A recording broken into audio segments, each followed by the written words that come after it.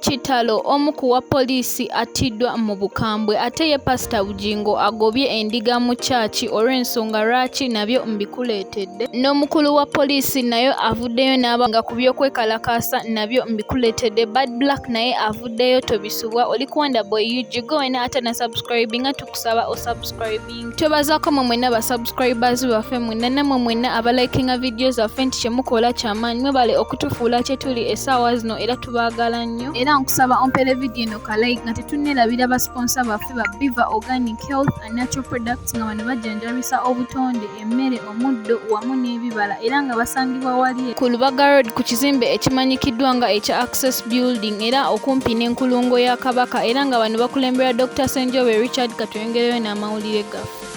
Ate ye Pr Bugingo atusobedde watabukidde endiga ze ez'omu kyaki n'agamba nti abantu bangi mujja mu kyaki ye nga mwagala miracles naye n'abagamba nti ebibye tebikolerawo nga bwe bamusuubidde era ayongeddeko n'agamba nti ye miracles ze zitwala akabanga era nga zikiyinza okutwalira emyaka 3 nga tolina kye waalabye naye mu myaka 3 wekituukawo nga tolina kye waalabye oli wa ddembe okuva mu kyaki ye n'otadda n'ogendera ddala era ayongeddeko n'agamba mwe mwenna abatakkiririza mu miracles temudda mu kyaki ye kubanga ye ayagala bakkiririza mu miracles ze era ayagala n'abantu abalina obugumiikiriza. Kitalo bambi attiddwa mu bulumi ate omu ku bapoliisi ba traffic balumbiddwa abavubuka abatamanyikiddwa mannya mu disitulikiti y'e Luweero era bano abasirikale ababiri bafumitiddwa ebiso mu bukambwe bano abavubuka abatamanyikiddwa era nga kigambibwa omu ku basirikale bambi ye afiiriddewo ate ye bambi omulala n'addusibwa mu ddwaliro naye tetumanyi oba anaawona kuba naye kigambibwa ayinza okufa olw'ensonga bano abantu ababafumise ebiso ekigendererwa kibadde kyakubatta bombi era ebisingako tujja kuba tubikutuusaako maaso awo n'ensonga lwaki bano ababiri baalumbiddwa naye katusabe Omukama agumye famiri y'oyo afudde n'omwoyo gwe agulamuze ekisa. Ate ebyo nga tubitadde ebbali ye omukulu wa poliisi avuddeyo n'awooninga mmwe mwenna abagala okwekalakasa n'agamba nti okwekalakasa kituufu kwo tebakugaana naye bagaana oyo yenna afosinga abantu okwekalakasa n'agamba abagala okwekalakasa basigale ewaka naye abagala okukola babaleke bakole kubanga kino ekintu kiri optional naye bagambye buli gwe banaasanga mu bizinesi ya munne ng'ayagala gikyankalanya olw'okuba okwekalakasa wakukwatibwa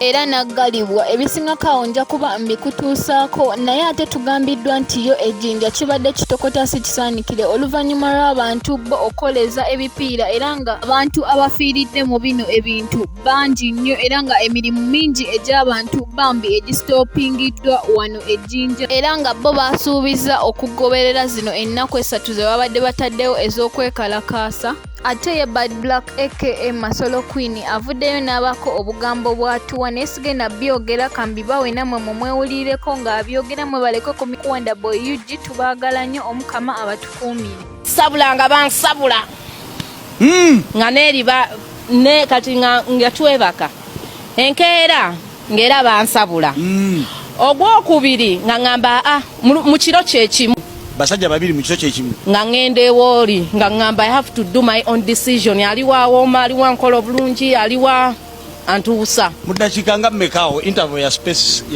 yalinga 1 hour awo 1 hour abasajja babiri Sky ne Asha nenvaayo ne ngende ewaakali ngendo labanga is so boring nankalakata nga sina kyempulira ne badblack okyawulira nga lwaki siwulira abaana omukwano nina feeling banga yomaze mu bikolwa ebyo nga lwaki mukwano ono kankule kati we nava eri era nakomawo kalivance ne mugamba baby nsonyiwa nva kukola eri bwe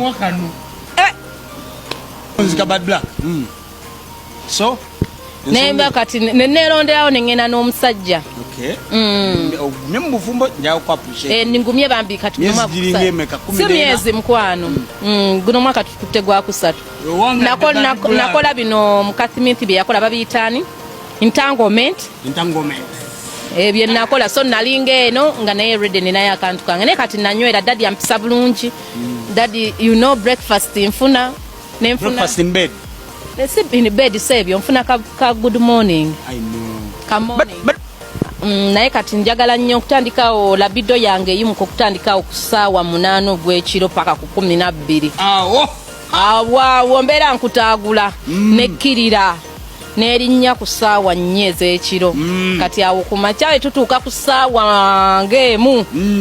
Nensooka nkwekulukunyako labido ebeera very. I have a very big labido. Tosaana kikiriza nze nina feeling. Tosaana gimalawo. Siva bad black nga full time oba midday. My dear, my libido is very high. My libido is very high. Okay. I thank God. Bwe ziri nnyanga tewali aliwo kikolo otya bad black. Sobola. Omukazi omulungi tadiba. Labido ya. Mbeera ndi muntu wa relationship. Nokimanyi. Oli wagenda nga nfuna omulala so dadi waabaawo. Naye nga nina labido soko nebalizeeko Katonda olw'okumpa labido. Katonda Mungu ali waggulu webale kuwa bad black labido. Labido eri very high. Yakutwala